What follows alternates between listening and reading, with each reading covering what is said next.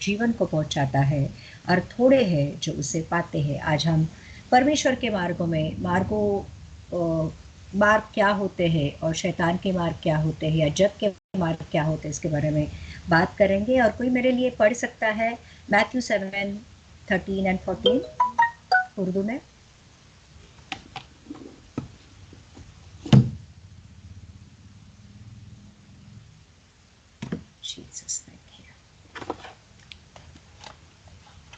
Matthew 7:13 and 14.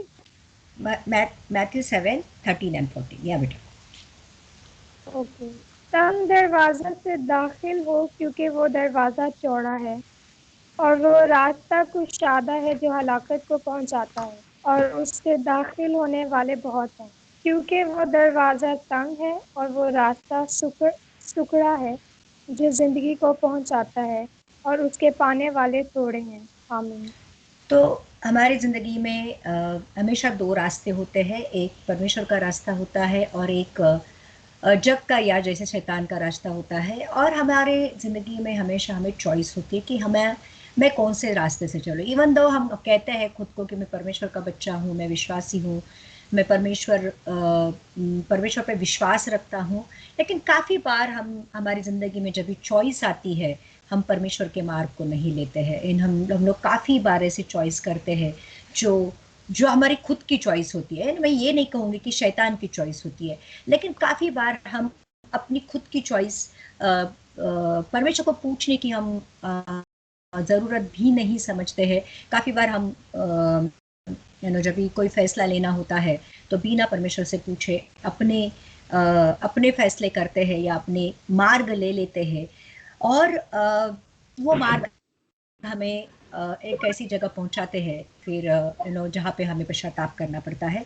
तो यहाँ पे लिखा है कि पाप का फाटक चौड़ा है और पाप का मार्ग सरल है। इट्स लाइक एन हाईवे, जो हाईवे होता है तो बहुत सारे लोग हाईवे से जाते हैं, बहुत सारे लोग बड़े फाटक से प्रवेश करते हैं, लेकिन यहाँ पे लिखा है कि सकेत फाटक है और कठिन मार्ग जो होता है वो जीवन को पहुंचाता है। वो कठिन जरूर होता है लेकिन वो जीवन का मार्ग होता है। पाप ना करना, पाप करना बहुत इजी है। बहुत इजीली हम पाप कर जाते हैं, झूठ बोल जाते हैं, गाली दे जाते हैं, गुस्सा करते हैं, पीठ पीछे बातें करते हैं। वो बहुत ऐसे नहीं कि बहुत बड़े बड़े पाप करते हैं जैसे चोरी करना, व्यभिचार करना, या ऐसे बड़ी बड़ी पाप हम लोग नहीं करते, लेकिन इवन छोटे छोटे पाप हम ऐसे इजीली कर देते हैं। तो पाप करना आसान है लेकिन पाप को ना कहना मुश्किल है, और वही कठिन मार्ग है बेसिकली। चाहते हुए भी हमको बहुत गुस्सा आता है अंदर से, कोई हमें गुस्सा दिलाता है और हमें बहुत अंदर से और जोती कि मैं उसको गाली दूं, मैं उसको पीटूं, मैं उसको भला बुरा कहूं, लेकिन वो जो भावना है उसको दबाकर वो इंसान के साथ अच्छे से व्यवहार करना या इंसान से प्यार करना बहुत कठिन होता है। और यही यही चॉइसेस है, यही मार्ग है कि हम कौन सा मार्ग लेते हैं। ये तय करता है कि हम सच में परमेश्वर के बच्चे हैं या परमेश्वर के मार्ग पर चल रहे हैं या फिर हमने अपने मार्गों को ले लिया है।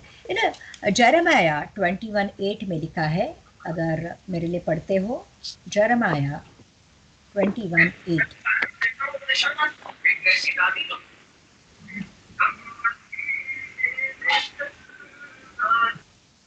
हिंदी में लिखा है कि इस प्रजा के लोगों से कहे कि यहोवा यो कहता है, देखो मैं तुम्हारे सामने जीवन का मार्ग और मृत्यु का मार्ग भी बताता हूं। उर्दू में पढ़ेंगे।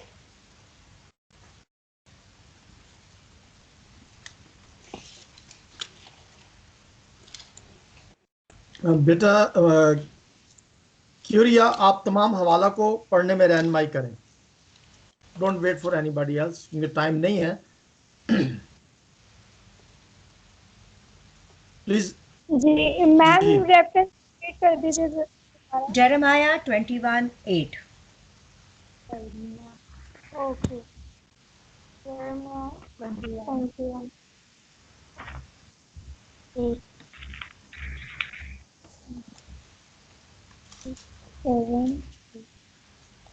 और तू इन लोगों से कहना, खुदावंद यूं फरमाता है कि देखो मैं तुमको हयात की राह और मौत की राह दिखाता हूँ। आमीन।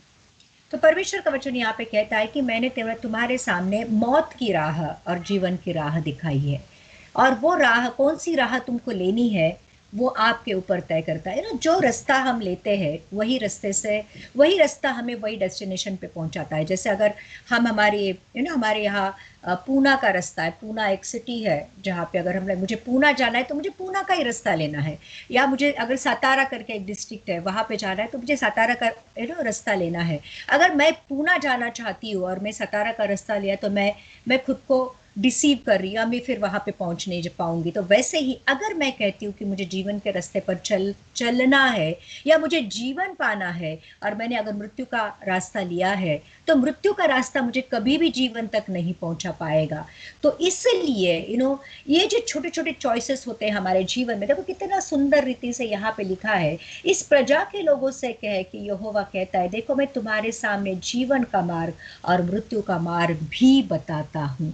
तो परमेश्वर का वचन जब हम पढ़ते हैं तो परमेश्वर हम क्लियर कट बताता है कि ये जीवन का मार्ग है और ये मृत्यु का मार्ग है। जैसे उसने आदम को कहा था कि उस वृक्ष का फल नहीं खाना, जिस वृक्ष के द्वारा तुझे भले और बुरे का ज्ञान होगा, वो उस वृक्ष का फल कदापि नहीं खाना, खाएगा तो अवश्य मरेगा। तो परमेश्वर ने उसको जीवन का मार्ग बताया था कि तू अगर मेरी आज्ञाओं पर चलता है तो जीवन के रास्ते पर चलेगा, लेकिन जिस दिन वो फल को तू खाएगा उसी दिन तू मरेगा, है ना। इसलिए परमेश्वर हमें भी यही कहता है कि जब तक तुम जीवन के रास्ते पर चल रहे हो जीवन पाते रहोगे, लेकिन जिस दिन आप मृत्यु का रास्ता लेते हो, मृत्यु का रास्ता आपको मृत्यु तक पहुंचाएगा। और इसीलिए नीति वचन काफी बार हमें ऐसा लगता है मसीह में होने के बावजूद भी, अगर मेरी खुद की मैं एक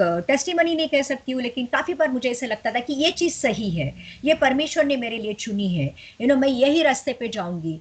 और लेकिन काफी बार फिर मैं भटक जाती थी, या मैं चूक जाती थी, या मैं फंस जाती थी, और फिर मुझे वापस मुड़कर आना पड़ता था। इसलिए नीति वचन प्रोवर्ब 14:12 में लिखा है, आइए हम पढ़ते हैं।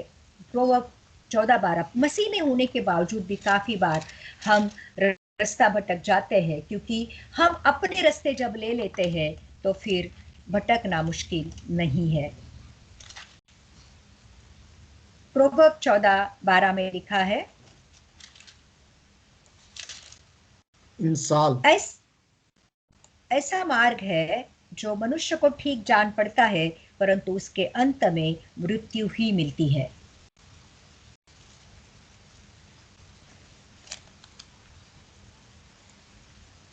ऐसी राह भी है जो इंसान को सीधी मालूम होती है, पर उसकी इंतहा में मौत की राहें हैं। काफी बार हमारे इंटेंशंस अच्छे होते हैं, हमारी योजनाएं अच्छी होती है, हमारी इच्छाएं अच्छी होती है, लेकिन काफी बार वो परमेश्वर की इच्छाएं नहीं होती, वो परमेश्वर के मार्ग नहीं होते हैं। परमेश्वर नहीं चाहता है कि हम वो करें। और फिर हम कोई बिजनेस में पैसे डालते हैं, जैसे अगर मेरी गवाही दो तो किसी ने मुझे बोला कि ये यहाँ पे एक अच्छा इन्वेस्टमेंट है, आप वहाँ पे पैसे डालो, और यहाँ पे कम पैसे में आपको बहुत अच्छा घर मिलेगा। और फिर बिना सोचे समझे, बिना परमेश्वर से पूछे, मैंने वहाँ पे मेरी काफ़ी सारे पैसे मैंने डाल दिए, 52 लाख मैंने वहाँ पे डाल दिए, और मालूम पड़ रहा है कि अभी तक वो 10 साल हो गए मैंने पैसे डालने के बावजूद भी वो घर नहीं बन रहा है। इनफैक्ट वो जगह प्रॉब्लम में है, और वो मुझे मेरा घर नहीं बन रहा है, मेरा 52 लाख 10 साल से ऐसे ही पड़ा है। तो मैंने परमेश्वर को पूछा, ये क्यों हुआ परमेश्वर मेरे जीवन में। परमेश्वर ने मुझे कहा क्लियर कट, क्या डालने से पहले तूने मुझे पूछा था?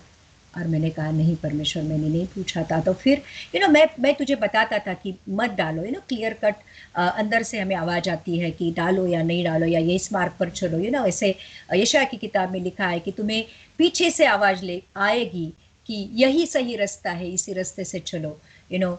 राइट से चलना है तो राइट में, लेफ्ट से चलना है तो लेफ्ट है, सीधा चलना है तो सीधा। परमेश्वर पवित्र आत्मा के द्वारा काफी बार बातें करता है, और फिर हम लोग हमें ऐसा लगता है क्योंकि हमें आगे फायदा दिखता है, हमें आगे अच्छाई दिखती है, हमें दिखती है, लेकिन क्या वो परमेश्वर को दिखती है?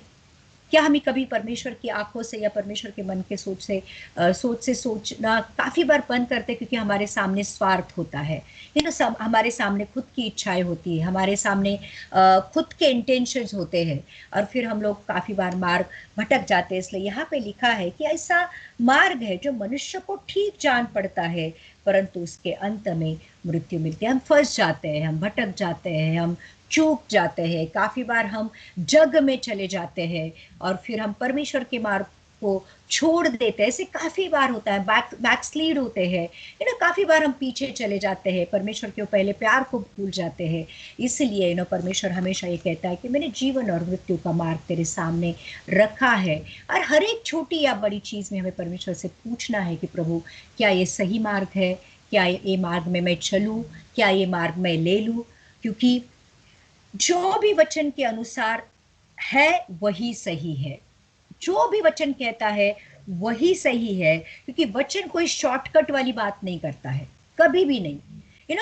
इसलिए वचन में ये लिखा है कि सकेत है वो फाटक, छोटा है फाटक, छोटे फाटक से हमें ऐसे झुक के जाना पड़ता है, और जो झुक के जाना किसी को अच्छा नहीं लगता है, नम्रता के साथ जीना किसी को अच्छा नहीं लगता है, और कठिन मार्ग से जाना किसी को अच्छा नहीं लगता है। हमारे यहाँ पहले हम लोग जब भी पूना जाते थे, तो जो लोनावाला एक करके एक जगह है जहाँ से बहुत वो जो रास्ता था बहुत घाटी वाला रास्ता था, ऐसे ऐसे ऐसे ऐसे करके जाना पड़ता था। अभी एक्सप्रेस हाईवे बन गया है, पहले बहुत देर लगती थी जाने के लिए, लेकिन अभी हम लोग पूना बहुत पहले 4 घंटे लगते थे, अभी 2 घंटे में पहुंच जाते हैं, शॉर्टकट हो गया है इसलिए सारे लोग बहुत ज्यादा स्पीड से चले जाते हैं, और काफी सारे एक्सीडेंट्स भी होते हैं, काफी सारे मौतें होती है, काफी सारे दुर्घटनाएं होती है। तो हाईवे जब भी होता है तो समझ लेना, हाईवे पे चलने से पहले या भीड़ के साथ चलने से पहले जो रास्ता इजी होता है, जो रास्ता जग का होता है, या जो रास्ता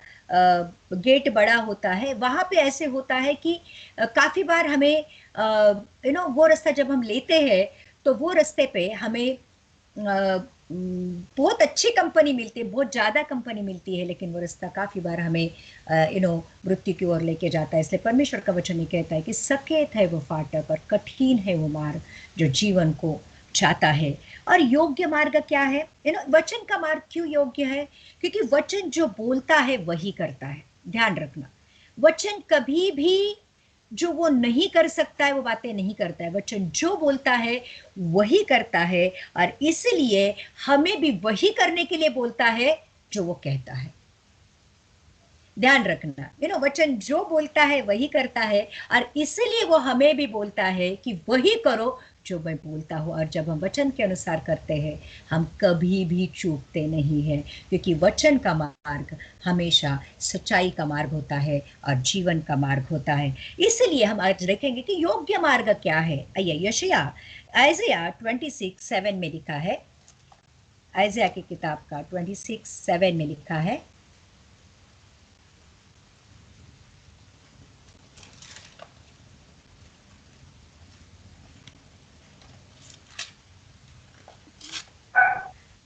धर्मी का मार्ग सच्चाई का है, तू जो स्वयं सच्चाई है तू धर्मी की अगुवाई करता है। कोई उर्दू में पढ़ेगा?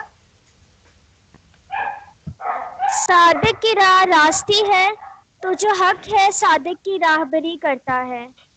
आमीन आमीन आमीन। तो धर्मी का मार्ग सच्चाई है, परमेश्वर का वचन क्लियरली कहता है कि जो धर्म के रास्ते पर चलता है, जो परमेश्वर के रास्ते पर चलता है, वो मार्ग सच्चाई का है, सच्चाई का है।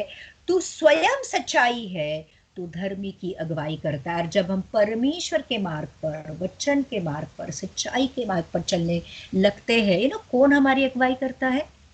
खुद परमेश्वर हमारी अगुवाई करता है।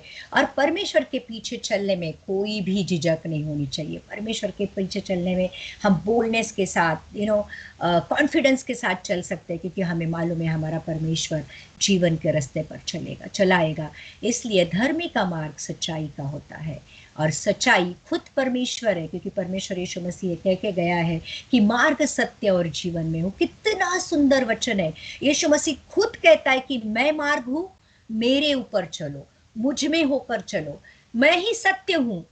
सत्य वो बता के नहीं गया है, वो खुद सत्य, जो सत्य सच्चाई है वो खुद उसने दुनिया में आकर प्रकट करके गया है, और यीशु मसीह में ही जीवन है। तो जो कोई यीशु मसीह में है वो एक सत्य के मार्ग पर चलकर जीवन को पाता है। इसलिए धर्मी का मार्ग सच्चाई है, और जब हम परमेश्वर के मार्ग पर चलने लगते हैं, हम सत्य के मार्ग पर चलते हैं और हम जीवन को ही पाते हैं।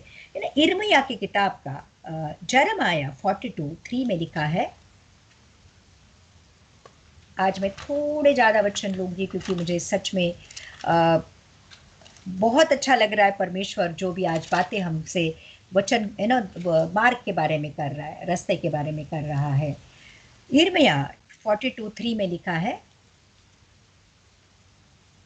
इसलिए प्रार्थना कर कि तेरा परमेश्वर यहोवा हमको बताए कि हम किस मार्ग से चले और कौन सा काम करें, ताकि खुदावन तेरा खुदा हमको वो राह जिसमें हम चले और वो काम जो हम करें बतला दे। तो हमें प्रार्थना से क्लियरली वचन आज ये कहता है कि प्रार्थना के साथ हमें परमेश्वर के पास आना और कहना है, परमेश्वर मैं कौन से मार्ग पर चलूं, परमेश्वर आज मैं क्या काम करूं। सुबह मैं जब भी उठती हूँ तो हमेशा परमेश्वर के साथ बैठते और परमेश्वर को कहती हूँ, परमेश्वर आज तूने जो कुछ भी काम मेरे करने के लिए रखे हैं आज मैं वही करूं, ऐसी मुझे सामर्थ्य मैं कोई भी गलत काम ना करूं या गलत विचार ना करूं या गलत कुछ ना करूं। और काफ़ी बार परमेश्वर मुझे चूकने से बचाता है, काफ़ी बार मुझे परमेश्वर गलत लोगों के साथ बैठने उठने से बचाता है, काफ़ी बार परमेश्वर मुझे गलत रास्ते पर जाने से बचाता है। तो हमें यहाँ पे इसलिए यिर्मयाह ये कहता है कि यिर्मयाह को परमेश्वर, वो लोग कहते हैं कि परमेश्वर से प्रार्थना कर कि परमेश्वर हमें बताए कि हम किस मार्ग पर चले और हम कौन सा काम करें। हमारे लिए भी कितना सच है, हम परमेश्वर से पूछ सकते हैं कि प्रभु मैं किस मार्ग पर चलूं, मैं कौन सा मार्ग लूं, परमेश्वर मैं क्या काम करूं, मैं किस तरीके से काम करूं, परमेश्वर मुझे तेरी बुद्धि दे। जब भी मैं स्पेशली जब भी मैं एज अ डॉक्टर काम करती हूँ तो काफ़ी बार मुझे बहुत कॉम्प्लिकेटेड केसेस आते हैं और समझ में नहीं आता है, क्योंकि पेशेंट सिर्फ शारीरिक बीमारी लेके नहीं आते हैं, लाइक फिजिकल बीमारी होती है, मेंटल बीमारी होती है, स्पिरिचुअल बीमारी होती है।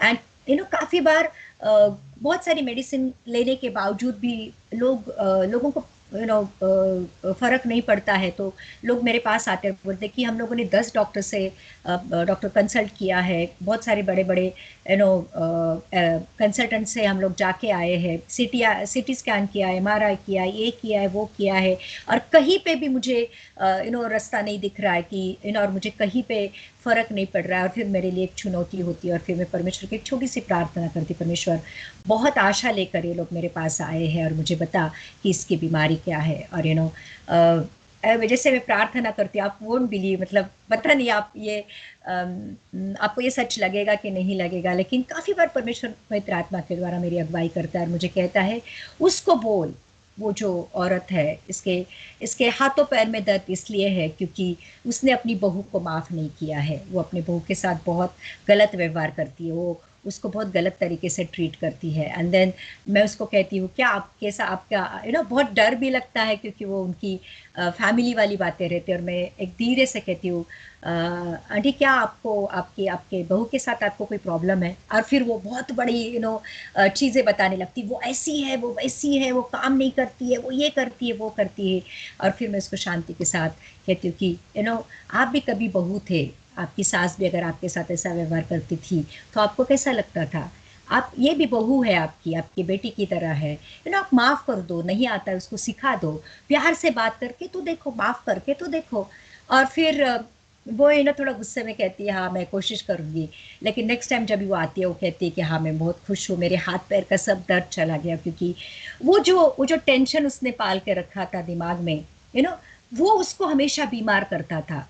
या फिर कोई किसी को हम लोग माफ नहीं कर पाते हैं ना, वो जो इंसान ने की हुई चीजें हमेशा हमारे दिमाग में घूमती रहती है और वो हमें बीमार करती है। और जब भी परमेश्वर ऐसे मुझसे बात करता है और मैं पेशेंट के साथ बात करती हूँ, काफी सारे पेशेंट मेरे पास आते हैं कि डॉक्टर आपसे प्रार्थना करो, प्रार्थना से फर्क पड़ता है, हमें दवा की जरूरत नहीं। और मुझे भी बहुत अच्छा लगता है कि सच में परमेश्वर मेरी मदद करता है कि मैं डायग्नोसिस करूं कि ये फिजिकल है, मेंटल है या स्पिरिचुअल बीमारी है। तो हम प्रार्थना कर सकते हैं परमेश्वर से कि परमेश्वर मैं किस मार्ग पर चलूं, परमेश्वर मैं कौन सा मार्ग लूं।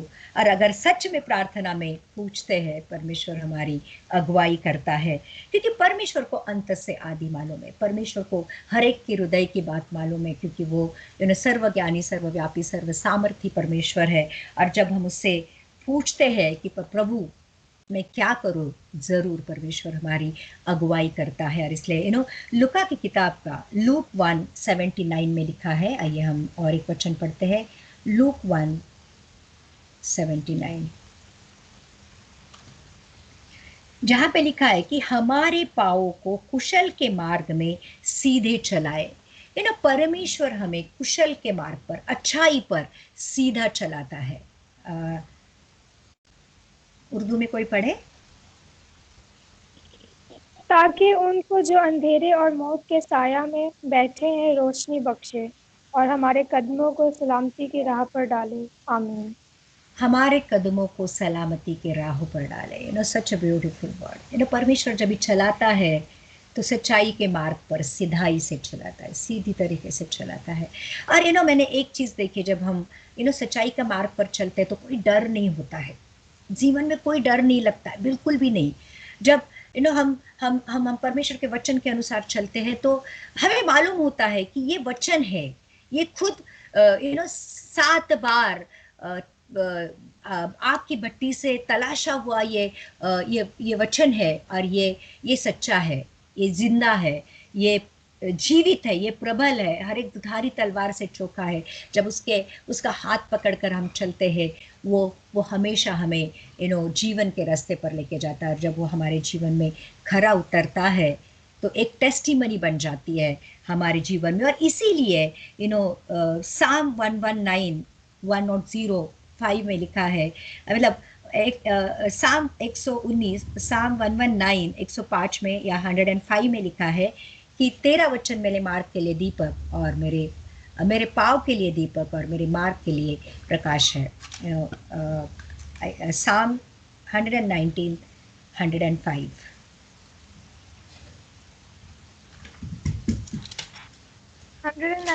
फुल पढ़ना? नहीं, 105, उसका वचन 105 है बेटा। अच्छा, 105।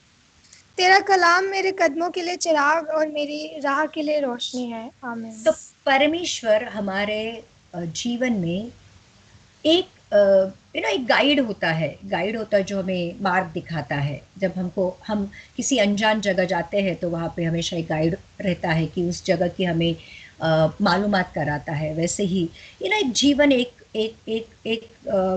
अनसर्टन चीज है, कल क्या होने वाला है किसी को नहीं मालूम है।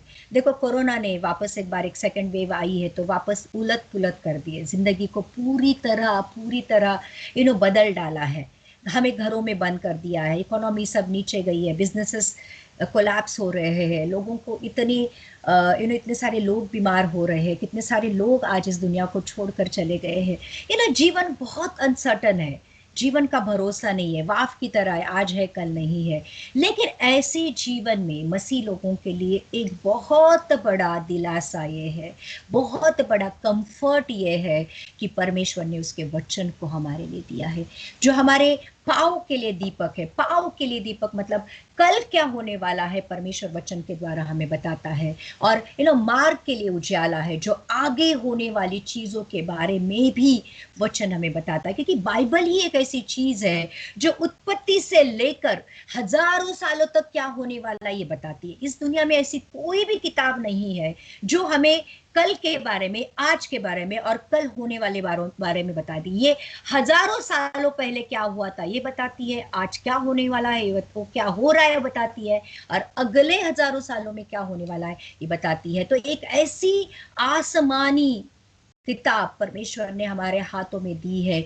हम काफी बार चूक जाते हैं, हम काफी बार भूल जाते हैं, काफी बार परमेश्वर के साथ आकर कंसल्ट करना भूल जाते हैं कि परमेश्वर मेरे जीवन के लिए तेरी क्या योजना है। बाइबल हमें सब कुछ बताती है, इसलिए परमेश्वर का वचन इतना क्लियरली कहता है, तेरा वचन मेरे पाँव के लिए दीपक और मेरे मार्ग के लिए प्रकाश है। परमेश्वर ने ऑलरेडी हमारे अंधेरे रास्तों को उसके वचन के द्वारा प्रकाशित करके रखा है। जब स्पेशली जब हम रात को ट्रैवल करते हैं और समझो आपके हेडलाइट नहीं जल रहे, जैसे इमेजिन करो आपके गाड़ी के ना डीपर जल रहा है ना अपर जल रहा है, and then you have to drive your car.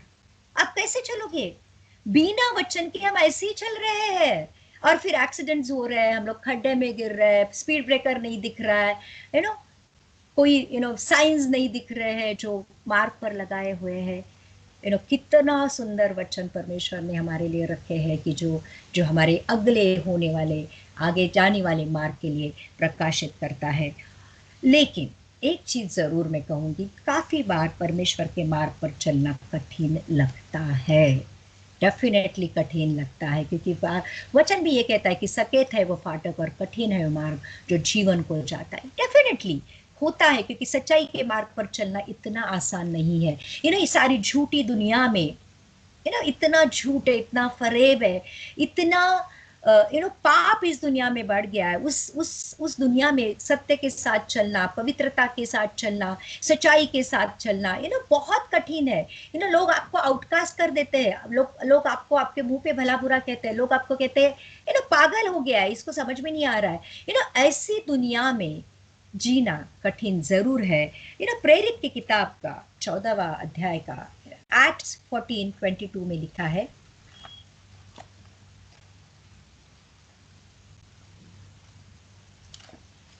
Acts 14:22, और चेलों के मन को स्थिर करते रहे और ये उपदेश देते थे कि विश्वास में बने रहो, और ये कहते थे हमें बड़े क्लेश उठाकर परमेश्वर के राज्य में प्रवेश करना होगा। Can you read it for me in Urdu?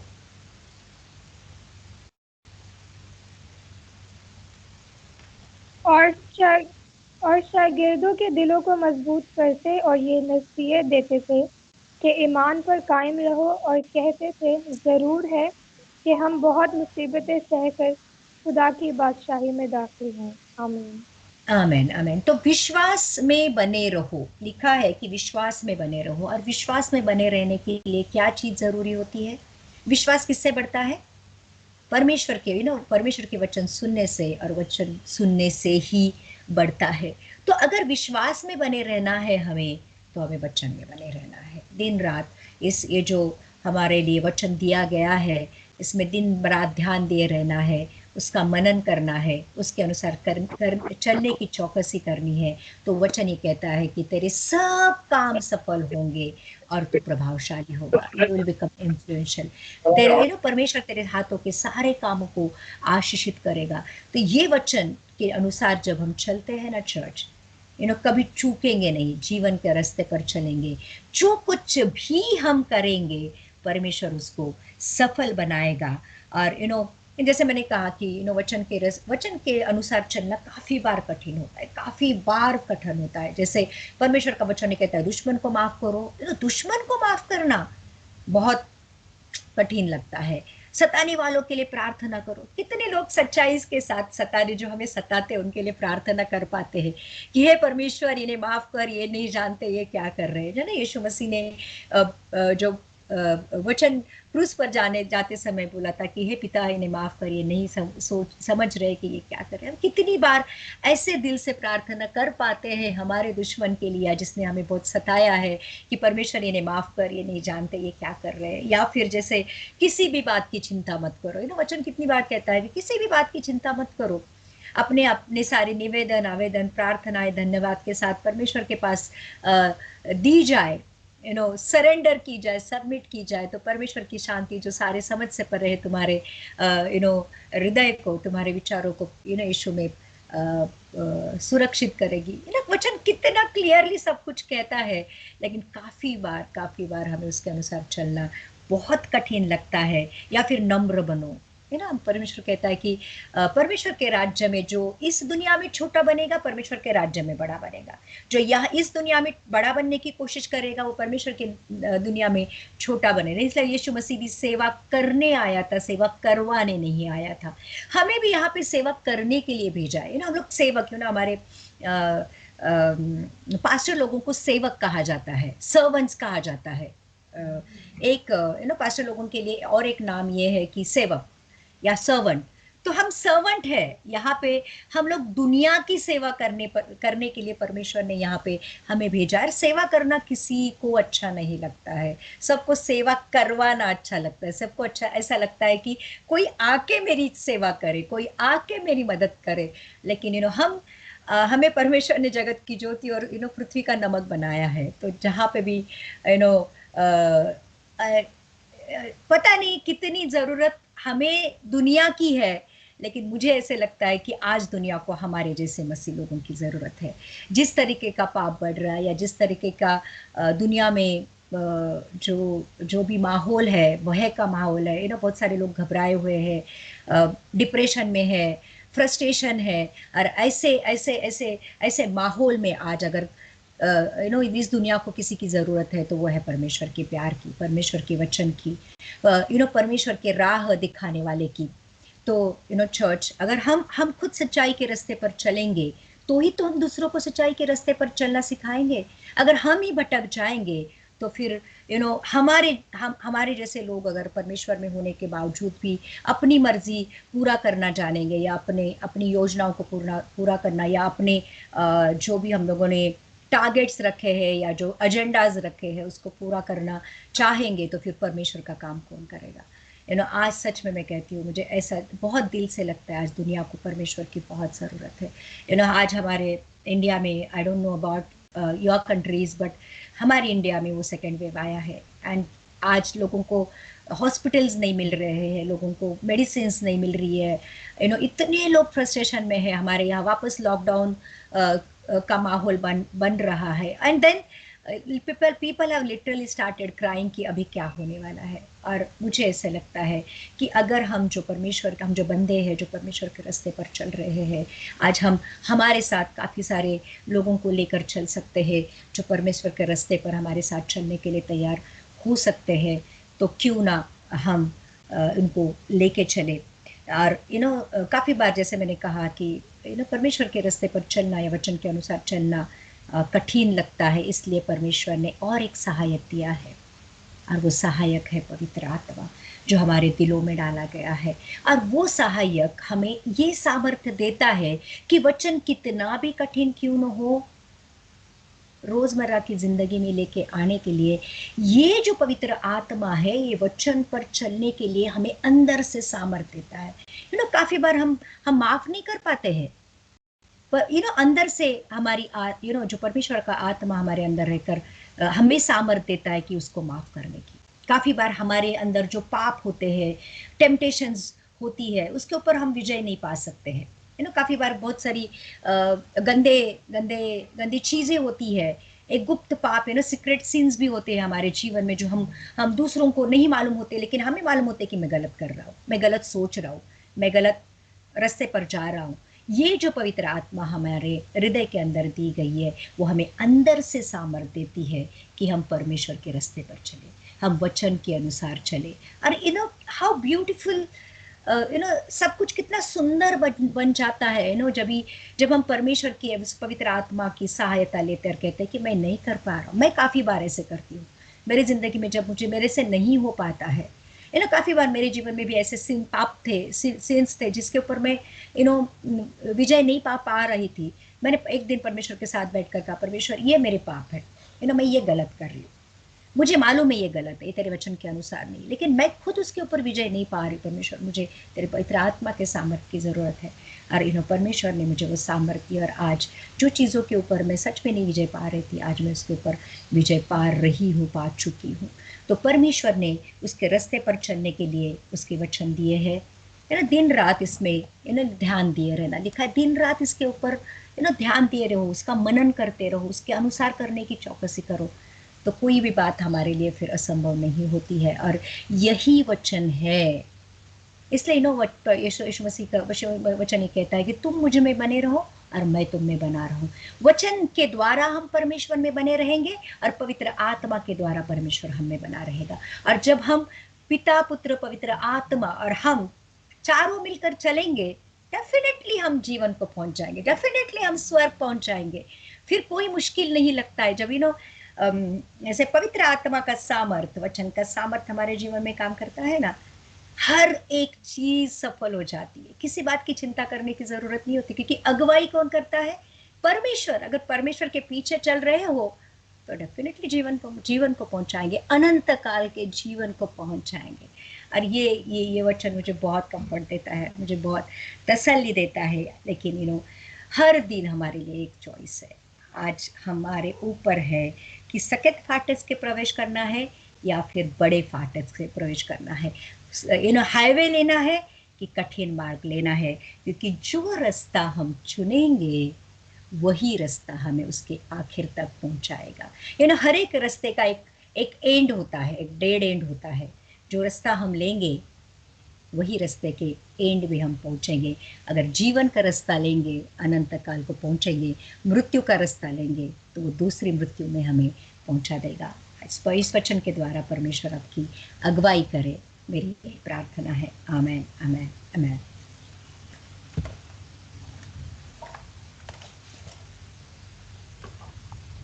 खुदावन की शुक्रगुजारी करते हैं इस बाबरकत कलाम के लिए जो उसकी खादमा ने हम सब तक पहुंचा।